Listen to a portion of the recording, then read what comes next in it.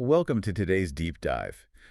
We've got a really great mission for you today. Yeah, we are decoding a set of pretty dense medical slides. Exactly. We're looking at a heavy hitter antibiotic called Tigecycline, and we are going to extract the essential clinical pearls for you. It is such a fascinating drug to look at. It really is. It has these incredible superpowers against superbugs, but also a surprising Achilles heel that really limits its use. Right. It demands a lot of nuance to deploy safely. Okay, let's unpack this.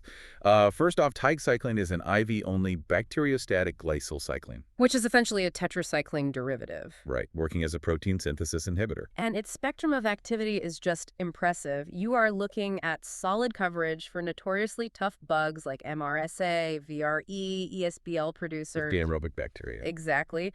It even shows activity against CRE and multi-drug-resistant Acinetobacter. Which is massive. Plus, looking at its pharmacokinetics, it has excellent tissue penetration. And a really convenient elimination profile.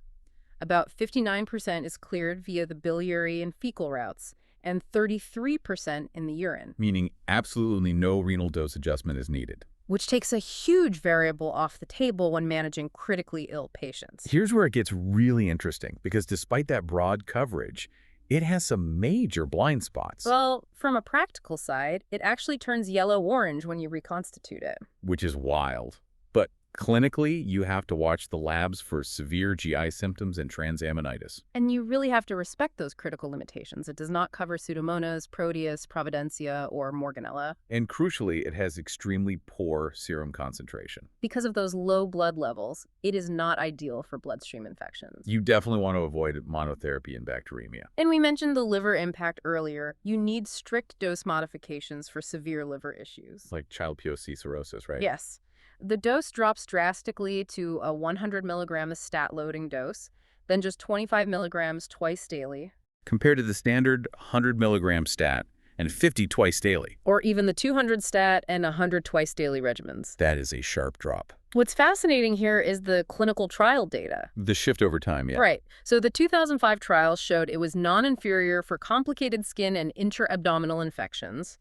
But the 2010 data was pretty alarming. It really was. It showed lower cure rates for VAT or ventilator-associated pneumonia. And a 2010 FDA meta-analysis flagged a slight increase in mortality. Which completely changed the narrative around the drug. So what does this all mean?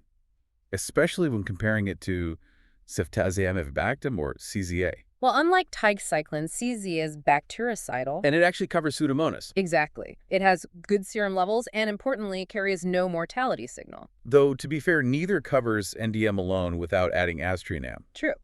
Therefore, tigecycline should absolutely not be used for HAP, VAP, or diabetic foot infections. But you can combine it with colistin or polymyxin for MDR Acinetobacter. That is pretty much its specific niche now. So for you listening, remember that tigecycline is a highly specific tissue-penetrating tool. One that needs to be infused slowly over 30 to 60 minutes. Right. It is not a blunt instrument you can just swing at every infection. This raises an important question.